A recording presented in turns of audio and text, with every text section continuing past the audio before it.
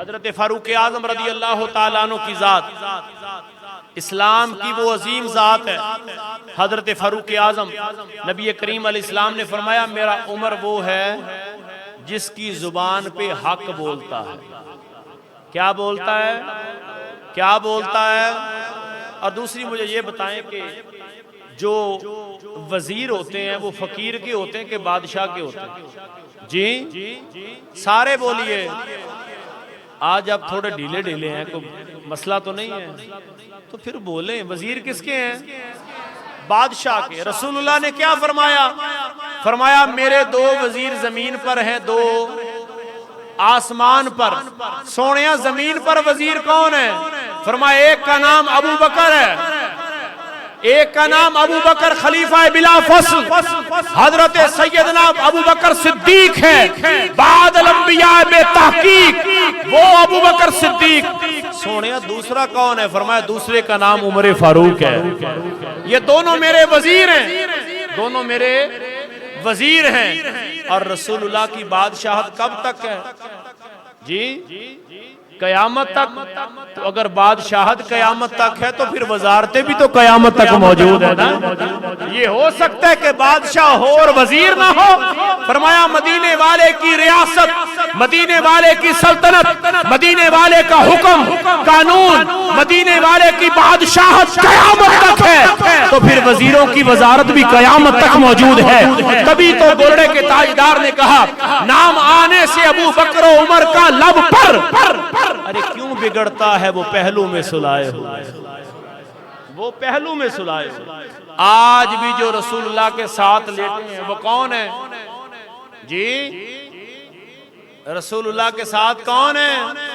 हजरत अबू बकर, हजरत उमर फारूक आज भी उस जगह पे मौजूद हैं जहां 70,000 फरिश्ता सुबह आता है, 70 शाम को आता है।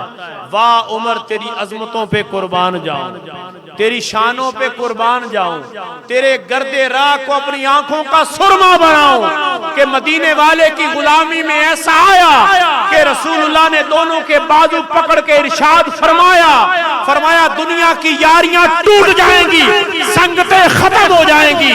मैं कल क़यामत को जब अपनी कब्र अनवर से निकलूंगा, मेरे एक हाथ में अबू बकर का हाथ होगा, दूसरे में फारूक आजम का हाथ। ये फारूक आजम की जात है कि दुनिया की संगतें एक लिमिट तक होती हैं, गर्जो गायत है, गर्जो गायत है।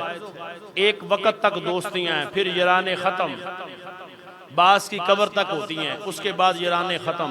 लेकिन फरमाया मेरी संगत, मेरी यारी, मेरी दोस्ती, मेरी मोहब्बत, मेरा प्यार, मेरा यराना, फरमाया कब्र की और मौत की तलखियां और सख्तियां भी इसको खत्म नहीं करेंगी। क्यों? कि लजपाल परीता तोड़ दे नहीं जिरी बाह फड़ दे। रसूलुल्लाह ने बाजू पकड़ा अबू बकर का, रसूलुल्लाह ने बाजू पकड़ा फारूक आजम का, दोनों बाजू हुजूर ने हवा में बुलंद किए।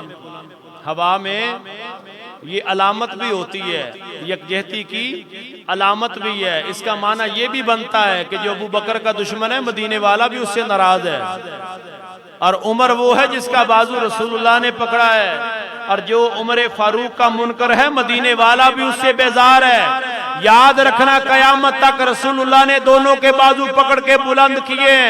ना उमर की इज्जत कोई कम कर सकता है, ना सिद्दीक की कर सकता है। हाँ हुजूर ने मामला खत्म कर दिया, फरमाया मेरे सहाबा तो सितारों की मानद है, सितारा हमेशा ऊंचा ही रहता है, सितारा हमेशा ऊंचा ही रहता है, ऊंचा ही रहता है।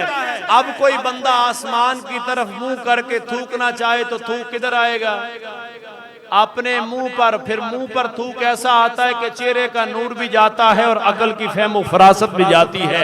उनके चेहरे आज भी काले नजर आएंगे, लेकिन मदीने वाले के गुलामों के चेहरे कल भी रोशन थे, उनके आज भी रोशन हैं। और कब्रों में चले जाएं तो फिर भी ये सदा आती है, जमीन मैली नहीं होती, जमन मैला नहीं होता। अरे मोहम्मद के गुलामों का कफन मैला। हजरत फारूक आजम रदी अल्लाह ताला अन्हु की जात इस्लाम की वो कदावर शख्सियत है कि नबी करीम अलैहिस्सलाम ने बहुत मर्तबा इनकी राय को तरजीह दी, बहुत दफा मशवरा करना होता हुजूर हजरत उमर फारूक को भी बुलाते, और बहुत दफा इनकी राय को तरजीह दी गई। फरमाया जैसे उमर कह रहा है ये ठीक है, क्योंकि उमर की जुबान पे हक बोलता है।